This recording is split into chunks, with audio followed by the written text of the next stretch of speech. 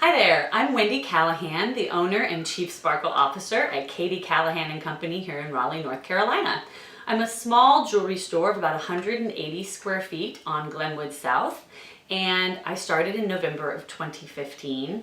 People ask me all the time, how did you get such a social media presence? So I had to learn pretty quickly when I was an online only operation at the beginning in November of 2015 how to get the word out. And so social media was a big part of my plan, and I had to go and learn about it, learn how to post, learn where to post, learn what time to post, who I was posting for, lots to learn. And so I get asked frequently to share that information because I have about 22,000 followers on Instagram. I have about 2,200 on Facebook, and we'll go through some of the rest of the different platforms, but I have a pretty decent following. I am now 50% sales online, 50% sales in my store. Both of those are driven primarily through social media. So today I'm going to give you a little freebie, and we're going to talk about how I got there. So I have a social media presence on several different platforms. There are lots out there, so I'm just going to run down for you the platforms that I currently focus on, because you could focus on thousands of them, and no one has time for that. So Katie Callahan and Company is on Pinterest, we're on Instagram, LinkedIn, Facebook, Twitter, Tumblr, Google+, Google Business. Those are the main focus, and I know that's going to sound like a lot, but I'm going to break down how you can combine some efforts and kill multiple birds with one stone. We're going to talk about some of that today. Before we get started on the different social media platforms and how to benefit from those, we're going to talk about another step, the first step, which is your website. If you're going to market to today's current millennials and beyond, and even folks, honestly, the Gen Xers like myself, you need to have a website. These folks are going to go to your website in the evening when they're sitting at home and they're thinking about doing their shopping and trying to figure out where they want to go, and they're going to cruise your website and decide from that if they want to come and spend time in your store. Everybody's time is really valuable these days. We're all super crunched, so this is how they can go and make buying decisions with who they're going to go and visit. So you need to have your products, a great representation, if not all of your products online, as many as you can get online, a snapshot about your store, about services you offer, your hours, your return policy, your shipping policy, any information you have. Even if you're a local store, you want to have all of that on your website. So that's your first place to start. And we're going to talk a little bit today about how your website and some of these social media platforms integrate, because they do and they can. So next you need to think about, before we're really getting into the platforms and who you're going to use and what you're going to post, you need to think about who you are. Who are you as an organization? Are you a small independent store like myself? I'm 180 square feet. I'm really more of a little showroom, but I ship internationally. Are you a big chain operation and you have 5, 6, 25, 45 locations?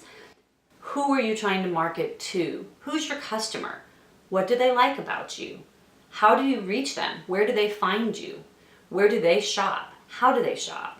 All of those things are things that you need to think about. If you don't have those answers about your customer today, talk to them. As they come into your shop, ask them these questions. How did you find us? No one comes in my store that I've not spoken to or I don't recognize that I don't ask them how they found me. I want to know what's working and what's not, so I know where to spend my time. You also need to think what you want to accomplish. Do you want to sell internationally? Do you want to sell locally only? Do you only want to sell out of your store? Do you want to sell online? Do you want to sell through things like Facebook and Instagram, because you can do that now? You need to really figure out what you are and how you want to operate. That's going to inform your decisions about how you're going to approach social media also.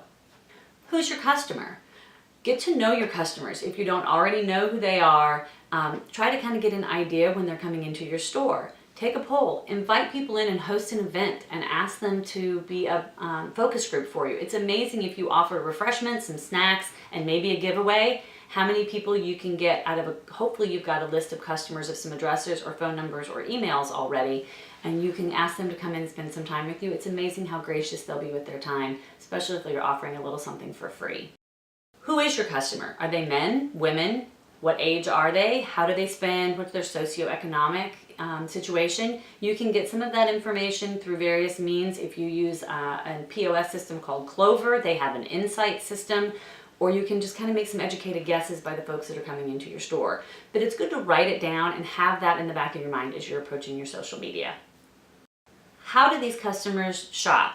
Do they shop online first? You can ask them these questions in casual conversation as they're in your store. This is a great way for them to not necessarily feel like you're trying to shove product down their throat, but you're interested in getting to know them. How did you find us? How do you typically shop for products? Do you visit a website first and then do you come into the store? You can get some information about the bulk of your customers, but maybe you're trying to reach new customers. And so we're gonna have to make some educated guesses here. Now we are gonna have some additional modules that will be available for you to purchase that will break down each of the different platforms, and we'll talk about this. And there's also a subscription service that you can join for a monthly podcast, and it will talk about this as well. Each month we'll have a different category or a different topic. And so we'll be talking about some of these very specifically, and how do you grow business? How do you identify customers? How do you find customers? We'll cover some of this in some of those. You also need to think before you start heading to your platforms about your monetary and time budgets. So you need to know how much you want to spend on this portion of your marketing, because there are opportunities to boost or promote some of your posts, to create some very targeted marketing through some of these platforms. And then you need to think about the time budget. People kind of forget that this is just one more thing that you're going to need to do and figure out how to fit in your very busy day. So sit down and actually figure out how much time you have to spend each day, each week, and each month as you're planning out your social media calendar. And then last but not least, before we dig into the actual platforms, what's your happy place? Everybody wants to have as many followers as they can, but where are you going to be happy? So for Katie Callahan and Company, when I started out, I knew if I had 20,000 followers on Instagram and 2,000 followers on Facebook, that was going to be my happy place. It doesn't mean I want to stop or that I just sit back on my laurels and I don't keep trying to get new customers and get new followers, but it means that I can kind of let up on the gas pedal a little bit. And it took me about 2 years to get to those numbers. So I knew that if I worked really hard for 2 years, I would have a payoff at the end. I would have a goal to strive for, and I think that's really important.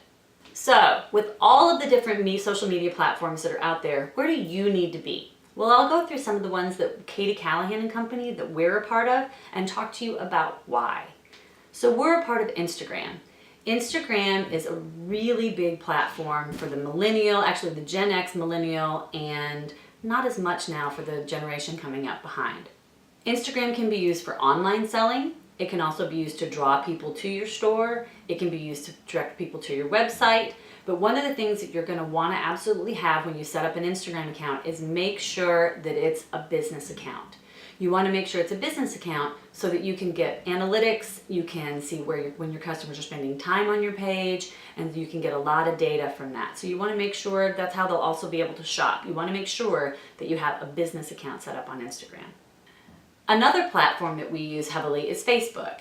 So Facebook, you can sell directly through Facebook. You can direct them to your website and actually sell through there. Facebook's great for being able to market directly to targeted groups of people for not very much money. Everybody kind of has a Facebook account out there. Maybe not necessarily. Some of the millennials don't use it as much, and the generation after them, they kind of have grown out of Facebook a little bit, but there's still a lot of great business to be had on Facebook. You'll want to make sure you have a business page. You probably already have a personal page. You don't want to inundate all of your friends and family on your personal page just by posting images and ideas from your shop. But you will want to do some cross-marketing, and we talk about that in the Facebook module. We get into that. But make sure you've got a Facebook page that's a business page that's set up. Snapchat. Do you use Snapchat? Do your kids use Snapchat?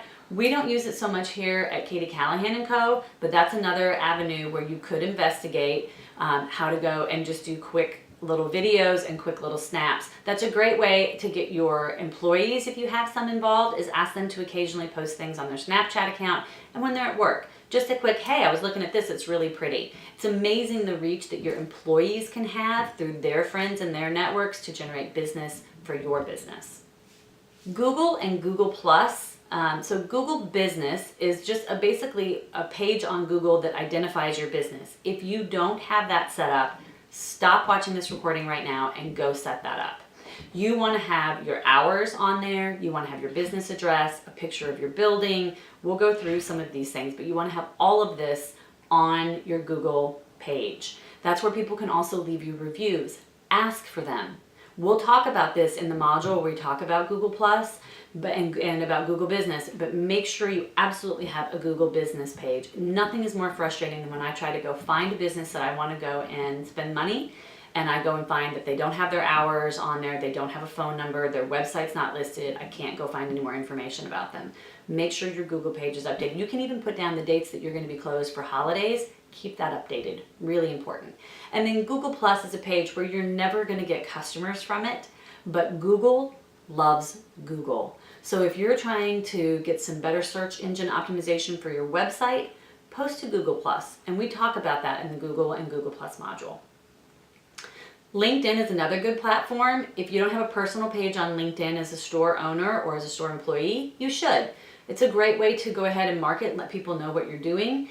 And people complain all the time that their business associates, friends, family forget that they have a jewelry store. This is just a gentle way to keep it in front of them. So go and set up your own personal LinkedIn page if you don't already have one. Find your friends and family, connect to them, find former coworkers, former bosses, connect to them, and then set up a page for your business on LinkedIn.